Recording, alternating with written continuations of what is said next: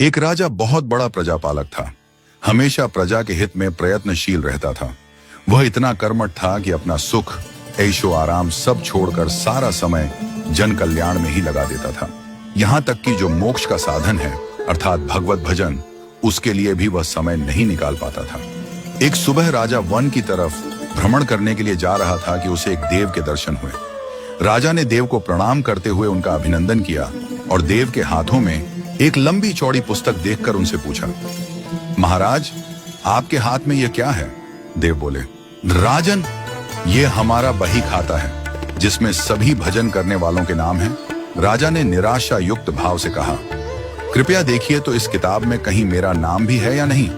देव महाराज किताब का एक एक पृष्ठ उलटने लगे, परंतु राजा का नाम कहीं भी नजर नहीं आया। राजा ने देव को चिंतित देखकर कहा, महाराज, आप चिंतित ना हो, आपके ढूंढने में कोई भी कमी नहीं है। वास्तव में ये मेरा दुर्भाग्य है कि मैं भजन कीर्तन के लिए समय नहीं निकाल पाता और इसीलिए मेरा नाम यहाँ नहीं है। उस दिन राजा के मन में आत्मग्लानि सी उत्पन्न हुई, लेकिन इसके बावजूद उन्होंने इसे नजरअंदाज कर दिया और पुनः परोपकार की भावना लिए दूसरों की सेवा करने में लग गए। कुछ दिन बाद राजा फिर सुबह वन की तरफ टहलने के लिए निकले तो उन्हें वहीं देव महाराज के दर्शन हुए। इस बार भी उनके हाथ में एक पुस्तक थी। इस पुस्तक के रंग और आकार में बहुत भेद था और यह पहली वाली से काफी छोटी भी थी। राजा ने फिर उन्हें प्रणाम करते हुए पूछा, महाराज, आज कौन सा बही खाता आपने हाथों में लिया हुआ है? देव ने कहा, राजन, आज के बही खाते में उन लोगों का नाम लिखा है जो ईश्वर को सबसे अधिक प्रिय हैं। राजा ने कहा, कितने भाग्यशाली होंगे वे लोग। निश्चित ही वे दिन रात भगवत भजन में लीन रहते होंगे। क्या इस पुस्तक में कोई मेरे राज्य का भी नागरिक है? देव महाराज ने बही खाता खोला और ये क्या, पहले पन्ने पर पहला नाम राजा का ही था। राजा ने आश्चर्यचकित होकर पूछा, महाराज, मेरा नाम इसमें कैसे लिखा हुआ है? मैं तो मंदिर भी कभी कभार ही जाता हूं। देव ने कहा, राजन, इसमें आश्चर्य की क्या बात है?